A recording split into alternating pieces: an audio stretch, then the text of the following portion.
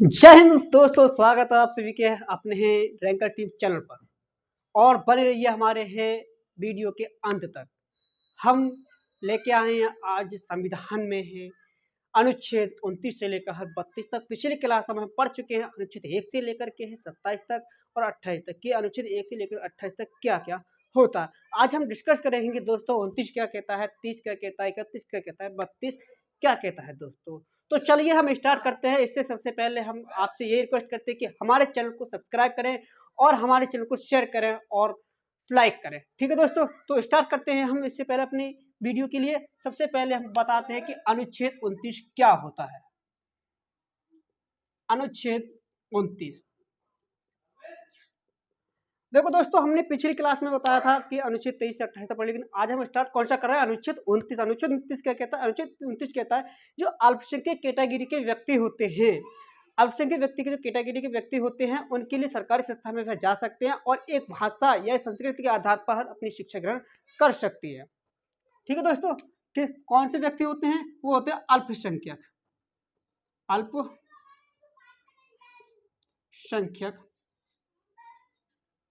के हितों का संरक्षण, हितों का संरक्षण।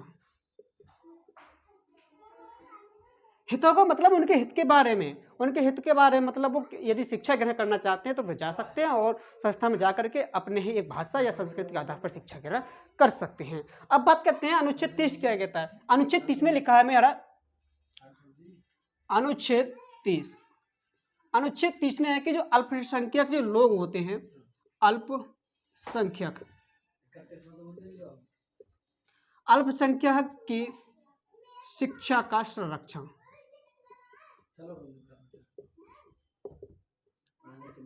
शिक्षा का संरक्षण। शिक्षा का संरक्षण का मतलब यह है कि जो अल्पसंख्यक लोग होते हैं वो यानी ही सरकारी संस्था में जाकर के बहुसंख्यक वहाँ लोग पढ़ते हैं तो उनके बहुसंख्यकों के बीच में शिक्षा ग्रहण करने से महसूस करते हैं कि हम वहाँ शिक्षा ग्रहण नहीं कर पाएंगे। तो इसके लिए अनुच्छेद 30 में कहा गया कि भाई अगर वो अल्पसंख्यक लोग जो बहुसंख्यकों के बीच में शिक्षा ग्रहण नहीं कर पाएंगे, नहीं करना चाहते हैं, तो वो अपनी पसंद के अनुसार एक संस्था खोल सकते हैं जिसके लिए रूल अप्लाई होते हैं। ये नहीं कि गैर रूल के अप्लाई के अकॉर्डिंग संस्था खोल सकते हैं। जैसे कि ही यदि आप कॉलेज खोलना चाहते हो तो इसके लिए प्लेग्राउंड होना चाहिए इतने आज के साइज का।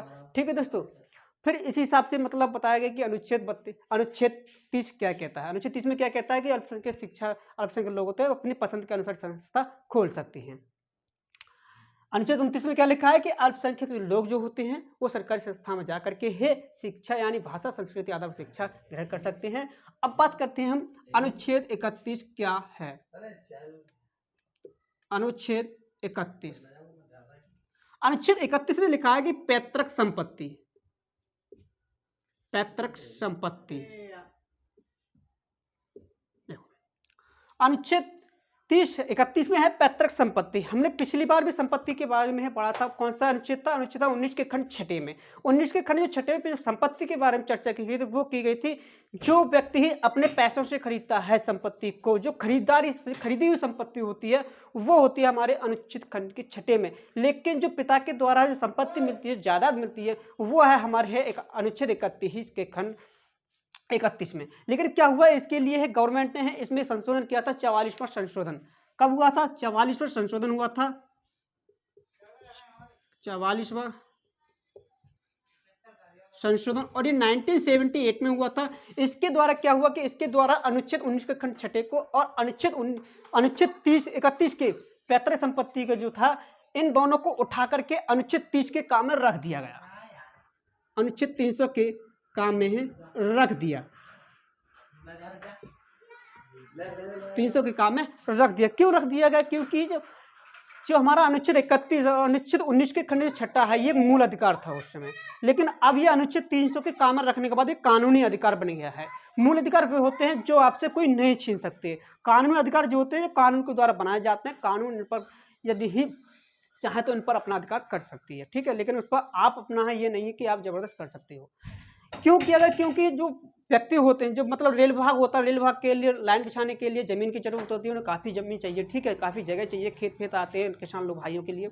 लेकिन क्या हुआ कि इसके द्वारा किसान भाई, उस टाइम किसान जो व्यक्ति थे वो जगह नहीं दे पाते थे, खेत नहीं दे पाते थे। उसके लिए क्या हुआ, एक 44वां संविधान संशोधन किया था, और 44 संविधान संशोधन के तहत इन मूल अधिकारों को अनुच्छेद 300 के काम में रख दिया गया और एक कानूनी अधिकार बना दिया गया। क्यों बना दिया? क्योंकि इसलिए बना दिया कि उस 300 के काम है, ये कहा गया कि यदि ही किसी व्यक्ति की ही जमीन किसी विभाग में, यानी रेल विभाग के अंदर लाइन बिछ रही है या फिर रोड पड़ रहे हैं, उस समय यदि व्यक्ति की जमीन आती है, तो जो जमीन आती है उसके लिए गवर्नमेंट क्या है, पैसे देगी। ये नहीं कि इसे फ्री में हड़प सकती है, ऐसा नहीं है, वो पैसे जो देगी ही। व्यक्ति की जमीन की कीमत यदि 1 रुपये है एग्जाम्पल के तौर पर, तो वो 1 रुपये की जगह गवर्नमेंट जो उसे 3 रुपये देने की ही बात करेगी। ये नहीं है कि 1 रुपये से कम देने की बात करेंगे, ऐसा नहीं है। ठीक है दोस्तों, ये था हमारे अनुच्छेद 31, 30 और 29। अब बात करते हैं हम अनुच्छेद 32। अनुच्छेद 32 में क्या है? अनुच्छेद 32, अनुच्छेद 32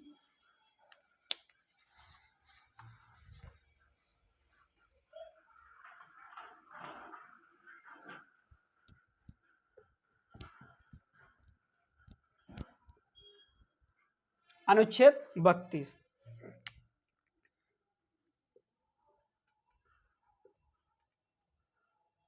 अनुच्छेद 32 में है संवैधानिक उपचारों का अधिकार, का अधिकार, अधिकार। देखो समझ, अनुच्छेद 32 बहुत ही इंपॉर्टेंट अनुच्छेद 32 है। इसमें इससे कई ही क्वेश्चन एग्जामिनर उठाता है और अलग अलग टाइप से उठाता है। एग्जामिनर कैसे उठाता है? सबसे पहले एग्जामिनर क्वेश्चन पूछेगा है कि वह कौन सा मूल अधिकार है जो मूल अधिकार बनाने का मूल अधिकार देता है। वह कौन सा मूल अधिकार है जो मूल अधिकार बनाने का अधिकार देता है? तो वह जो मूल अधिकार है वो हमारा है संवैधानिक उपचारों का अधिकार। और यदि ये भी पूछ सकता है एग्जामिनर कि वह कौन सा अनुच्छेद है जो मूल अधिकार बनाने का अधिकार देता है, तो अनुच्छेद कौन सा है? 32। अनुच्छेद कौन सा है? 32। इसे क्या कहते हैं? इसे कहते हैं मूल अधिकार बनाने हैं, कहा मूल अधिकार कहा जाता है। लेकिन एग्जामिनर एक भी क्वेश्चन और पूछ सकता है कि एग्जामिनर पूछता है कि वह कौन सा अनुच्छेद है जिसे संविधान की आत्मा कहा जाता है। तो अनुच्छेद की बात करें तो अनुच्छेद 32 है। और यदि भाग की बात करें, एग्जामिनर पूछेगा कि कौन सा भाग है जिसे संविधान की आत्मा कहा जाता है, तो हमारा भाग होगा प्रस्तावना। यानी आत्मा के अनुच्छेद 32 को भी क्या कहा जाता है? आत्मा कहा जाता है।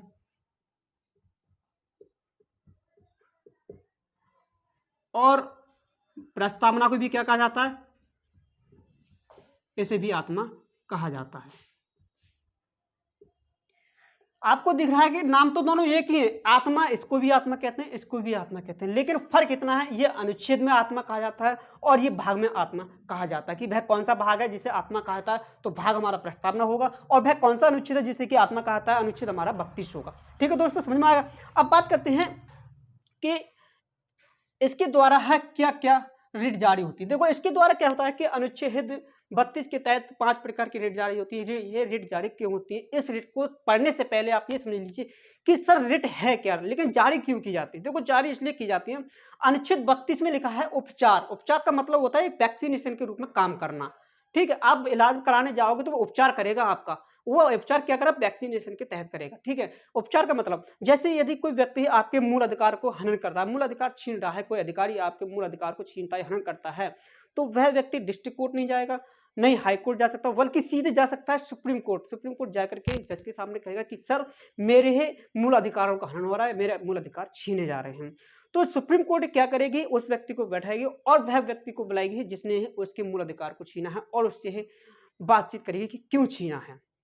ठीक है, लेकिन इसके लिए क्या होता है, इसके लिए रिट जारी किए जाते हैं अलग अलग टाइप से। कि किस किस टाइप से रिट जारी करते हैं। सबसे पहले बात करते हैं कि कौन से ही रिट, कितने प्रकार की रिट जारी होती है इसके तहत 5 प्रकार की रिट जारी होती है। 5 प्रकार की रिट जारी होती है। कितने प्रकार की? 5 प्रकार की। सबसे पहले जो रिट है हमारी वो है बंदी प्रत्यक्षीकरण। बंदी प्रत्यक्षीकरण।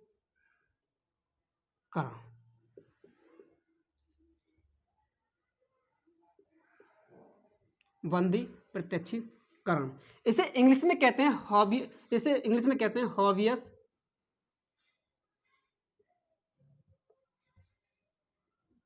Corpus, हॉबियस corporation. इंग्लिश में कहते हैं इसे हॉबियस कॉर्पोरेशन।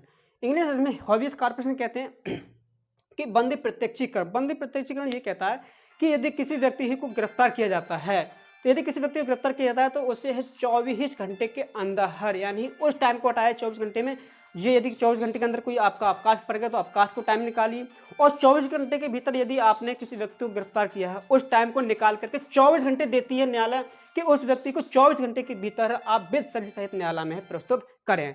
कहाँ पर प्रस्तुत करें? न्यायालय में प्रस्तुत करें। कितना टाइम होता है इसके लिए? होता है 24 घंटे। तो एग्जाम में पूछेगा भी वह कौन सा हर रिट है जिसके तहत सुप्रीम कोर्ट कहते हैं कि किसी व्यक्ति को 24 घंटे के भीतर हर विद सभी सहित न्यायालय में प्रस्तुत करे, तो कौन सा हमारा रिट है? वो हमारा बंदी प्रत्यक्षीकरण। ठीक है, फिर दूसरी बात करते हैं। दूसरी हमारी रिट है परमादेश। परमादेश, इसे इंग्लिश में कहते हैं मैंडेमस।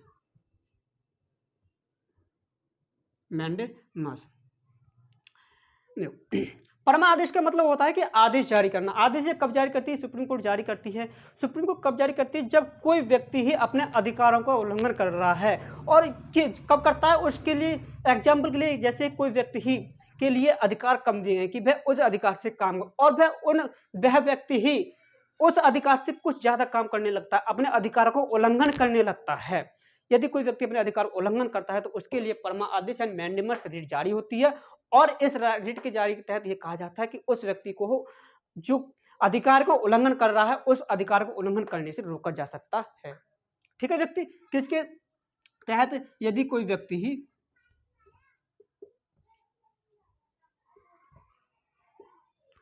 अपने अधिकारों का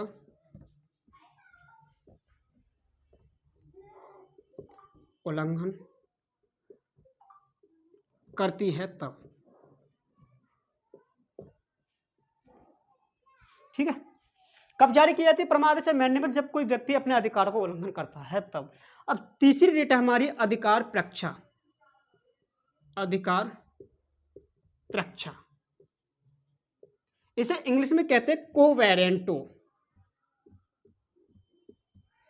कोवेरेंटो, देखो कोवेरेंटो अधिकार प्रक्षा का मतलब यह है कि यदि कोई व्यक्ति कोई कार्य कर रहा है और वह कार्य उसके अधिकृत नहीं है, यदि कोई व्यक्ति को कार्य कर रहा है और वह कार्य उसके अधिकृत नहीं है, तो उस व्यक्ति को उस अधिकृत कार्य करने से रोकने के लिए एक रिट जारी की जाती है जिसे कहते हैं अधिकार प्रक्षा। इंग्लिश में कहते हैं कोवेरेंटो। कोवेरेंटो उसे कहते हैं यदि कोई व्यक्ति ही कार्य करने के अधिकृत नहीं है और वह कार्य कर रहा है, तो उस कार्य को करने से रोकने के लिए एक रिट जारी की जाती है। कौन सी? अधिकार प्रक्षा, इंग्लिश क्या कहते हैं? कोवेरेंटो। क्या बताया मैंने इसमें? मैंने बताया यदि कोई व्यक्ति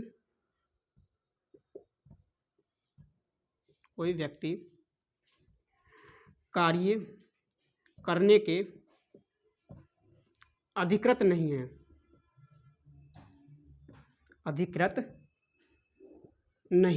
है, तो कौन सी रिट जारी की जाती है? अधिकार प्रक्षा, कोवेरेंटो। क्यों की जाती है? क्यों? इस व्यक्ति को रोका जाता है कि भाई तुम ये कार्य करने के अधिकृत नहीं हो, क्यों कर रहे हो तुम ये कार्य? तो इस कार्य को रोकने के लिए कौन सी रिट जारी की जाती है? अधिकार प्रक्षा। इसमें क्या कहते हैं? कोवेरेंटो। एग्जाम में ये पूछ सकता है, एग्जाम में क्वेश्चन देगा यदि कोई व्यक्ति ही कार्य करने के अधिकृत नहीं है तो उसके लिए कौन सी रिट जारी की जाएगी? एग्जाम में इस हिसाब से क्वेश्चन पूछ सकता है। तो आपकी कौन सी आपको क्वेश्चन होगा उसमें अधिकार प्रक्षा, या इंग्लिश में दे रखा होगा कोवेरेंटो।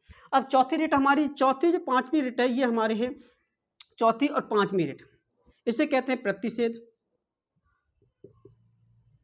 इंग्लिश में कहते हैं हॉबियस प्रोहिबिशन।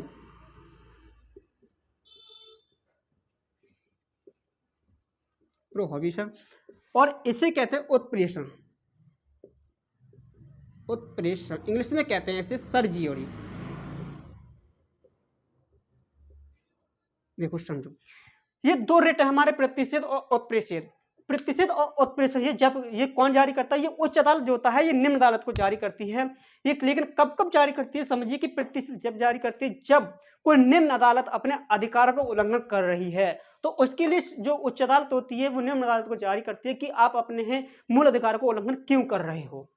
और उत्प्रेषण जब जारी किया जाता है जब कोई ही निम्न अदालत अपने अधिकारों का उल्लंघन कर चुकी होती है। जब कोई अदालत निम्न अदालत जो होती है अपने अधिकारों का उल्लंघन कर चुकी होती है तो उसके लिए है सर्जियोरी यानी उत्प्रेषण रेट जारी की जाती है कि आप अपने अधिकारों को उल्लंघन क्यों कर चुके हो, क्या कारण है।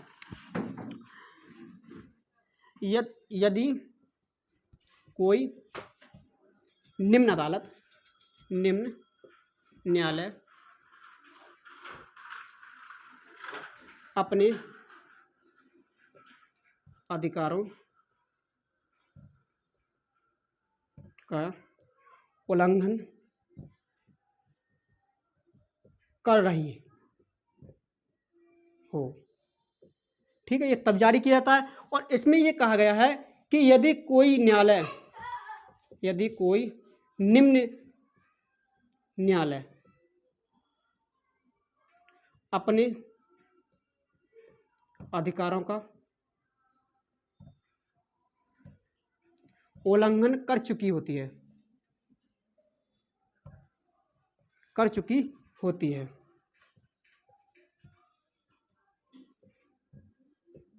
देखो यहां तक तो हमारी 5 प्रकार की रेट होगी कि 5 प्रकार की रेट क्या क्या कहती है।